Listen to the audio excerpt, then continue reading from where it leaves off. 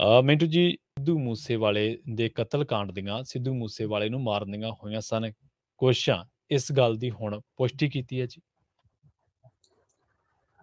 ਬਿਲਕੁਲ ਜੀ, ਇਹ ਪਹਿਲੀ ਵਾਰੀ ਹੈ ਕਿ ਪੰਜਾਬ ਪੁਲਿਸ ਨੇ ਵੀ ਮੰਨਿਆ ਹੈ ਕਿ ਸਿੱਧੂ ਮੂਸੇਵਾਲਾ ਮਾਰਨ ਵਾਸਤੇ ਇਹਨਾਂ ਨੇ ਪਹਿਲਾਂ ਵੀ ਕੁਝ ਯਤਨ ਕੀਤੇ ਸਨ। ਤਾਂ ਕਿਉਂਕਿ ਪਿਛਲੇ ਜੀ ਦਿਨੀ ਆਪਾਂ ਦੇਖਿਆ ਕਿ ਬੜੀ ਫੜੋ-ਫੜਾਈ ਚੱਲ ਰਹੀ ਸੀ ਤੇ ਉਹਦੇ ਸਿਲਸਿਲੇ ਵਜੋਂ ਹੀ ਇਹਨਾਂ ਨੇ 2 ਬੰਦੇ ਫੜੇ ਸੀਗੇ, ਰਈਆ ਤੇ ਤੂਫਾਨ, ਹਾਂਜੀ ਮਾਝੇ ਦੇ ਸੀਗੇ ਦੋਵੇਂ ਹੀ। ਅੱਛਾ, ਉਦੋਂ ਬਾਅਦ ਜਦੋਂ ਇਹਨਾਂ ਨੇ ਪੀਸੀ ਕੀਤੀ ਆ ਤਾਂ ਉਹਦੇ ਵਿੱਚ ਜ਼ਾਹਰਾ ਤੌਰ ਤੇ ਇਹਨਾਂ ਨੇ ਪਹਿਲੀ ਦਫਾ ਆਖਿਆ ਜਿਹੜੇ ਯਾਦਵ ਸਾਹਿਬ ਆ ਕਿ ਦੇਖੋ ਜੀ ਇਹ ਕੋਸ਼ਿਸ਼ਾਂ ਪਹਿਲਾਂ ਵੀ ਹੋਈਆਂ। ਮਤਲਬ ਕਿ ਜਦੋਂ ਇਹਨਾਂ ਨੇ ਜੱਗੂ ਭਗਵਾਨਪੁਰੀਆ, ਲਾਰੈਂਸ ਬਿਸ਼ਨੋਈ ਇਹਨਾਂ ਨੇ ਇਹਨਾਂ ਨੂੰ ਟਾਰਗੇਟ ਦਿੱਤਾ ਤਾਂ ਫਰਵਰੀ ਮਹੀਨੇ ਦੇ ਵਿੱਚ ਹੀ ਇਹ ਟਾਰਗੇਟ ਜਿਹੜਾ ਪੂਰਾ ਕਰਨ ਦਾ ਹੁਕਮ ਹੋਇਆ ਸੀ ਇਹਨਾਂ ਨੂੰ। ਤਾਂ ਇਸ ਕੰਮ ਨੂੰ ਨੇਪਰੇ ਚਾੜਨ ਵਾਸਤੇ ਆ ਜਿਹੜੇ ਫੜੇ ਗਏ ਆ ਮਨੀ ਰਈਆ, ਜੀ ਮਨਦੀਪ ਤੂਫਾਨ, ਇਹਨਾਂ ਨੇ ਸਚਿਨ ਥਾਪਨ ਜਿਹੜਾ ਫਰਾਰ ਹੈ, ਮੇਰੇ ਖਿਆਲ ਦੇ ਨਾਲ ਉਹਨੂੰ ਅਜ਼ਰਬੈਜਾਨ ਦੇ ਵਿੱਚ ਡਿਟੇਨ ਕੀਤਾ ਹੋਇਆ। ਤਾਂ ਇਸ ਤੋਂ ਇਲਾਵਾ ਜਿਹੜਾ ਕਪਿਲ ਪੰਡਤ ਹੈ ਜਿਹਨੂੰ ਨੇਪਾਲ ਦੇ ਬਾਰਡਰ ਤੋਂ ਫੜਿਆ ਗਿਆ ਬੀਤੇ ਦਿਨ, ਹਾਂਜੀ ਕਿ ਇਹਨਾਂ ਦੀ ਮਦਦ ਦੇ ਨਾਲ ਇੱਥੋਂ ਮਤਲਬ ਕਿ ਸਾਰਾ ਕੁਝ ਸੈਟਅਪ ਕਰਕੇ ਇਹਨਾਂ ਨੇ ਰੇਕੀ ਕੀਤੀ ਸੀ ਤਕਰੀਬਨ 3 ਵਾਰੀ।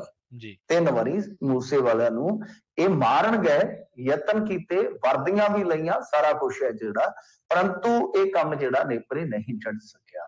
ਉਹਦਾ ਕਾਰਨ ਸ਼ਾਇਦ ਹੋਏਗਾ, ਇੱਕ ਆਪਾਂ ਨੂੰ ਪਤਾ ਹੈ ਕਿ ਉਸ ਟਾਈਮ ਇਲੈਕਸ਼ਨ ਚੱਲ ਰਿਹਾ ਸੀ ਹਾਂਜੀ ਤੇ ਉਸ ਵੇਲੇ ਕਾਂਗਰਸ ਦੀ ਸਰਕਾਰ ਸੀ, ਕੈਂਡੀਡੇਟਸ ਕੋਲ ਵੈਸੇ ਹੀ ਸਿਕਿਉਰਿਟੀ ਸੀ, ਸਿੱਧੂ ਮੂਸੇਵਾਲੇ ਕੋਲ ਵੀ ਸਿਕਿਉਰਿਟੀ ਸੀਗੀ। ਤਾਂ ਲੱਗਦਾ ਇਹ ਹੋਇਆ ਕਿ ਉਹਨਾਂ ਦਿਨਾਂ ਦੇ ਵਿੱਚ ਇਸ ਕਰਕੇ ਇਹ ਆਪਣੀ ਸਕੀਮ ਨੂੰ ਨੇਪਰੇ ਨਹੀਂ ਚੜਾ ਸਕੇ।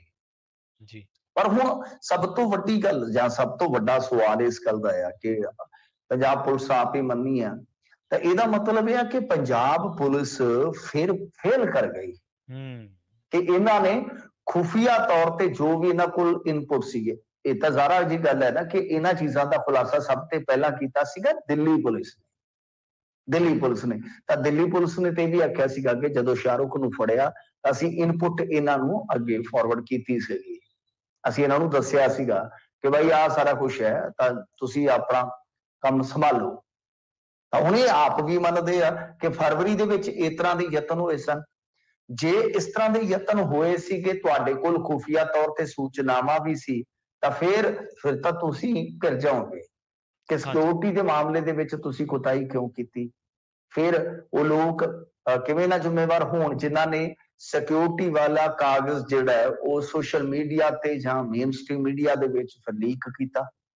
ਕਿਤੇ ਆਪਣੇ ਆਪ ਦੇ ਵਿੱਚ ਬੜਾ ਇੱਕ ਤਰ੍ਹਾਂ ਨਾਲ ਕਹਿ ਲਈਏ ਨਾ ਕਿ ਪੰਜਾਬ ਪੁਲਿਸ ਵਾਸਤੇ ਕਸੂਤਾ ਸਵਾਲ ਆ। ਇੱਕ ਪਾਸੇ ਤੁਸੀਂ ਆਪ ਹੀ ਮੰਨ ਰਹੇ ਹੋ ਕਿ ਪਹਿਲਾਂ ਹੀ ਸਿੱਧੂ ਮੂਸੇਵਾਲੇ ਨੂੰ ਮਾਰ ਦੇਣਾ ਸੀ ਜੇ ਇਹਨਾਂ ਦਾ ਸੂਤ ਲੱਗਦਾ, ਤੇ ਦੂਜੇ ਪਾਸੇ ਤੁਸੀਂ ਆਪ ਹੀ ਉਹਦੀ ਸਿਕਿਉਰਿਟੀ 'ਚ ਕੱਟ ਮਾਰਦੇ ਹੋ ਤੇ ਆਪ ਹੀ ਤੁਹਾਡੇ ਇੱਥੇ ਸਾਰਾ ਕੁਝ ਜਿਹੜਾ ਚੱਲਦਾ ਹੈ। ਸਾਫ਼ ਆ, ਜ਼ਾਹਿਰ ਆ ਕਿ ਇਹ ਮਾਮਲਾ ਜਿਹੜਾ ਹੈ ਉਹ ਕਿਤੇ ਨਾ ਕਿਤੇ ਇੰਟੈਲੀਜੈਂਸੀ ਦੇ ਆਪਾਂ ਜੇ ਪੱਖ ਤੋਂ ਲਈਏ ਤਾਂ ਪੰਜਾਬ ਪੁਲਿਸ ਵਾਸਤੇ ਬਹੁਤ ਵੱਡਾ ਸਵਾਲ ਖੜਾ ਕਰੇਗਾ।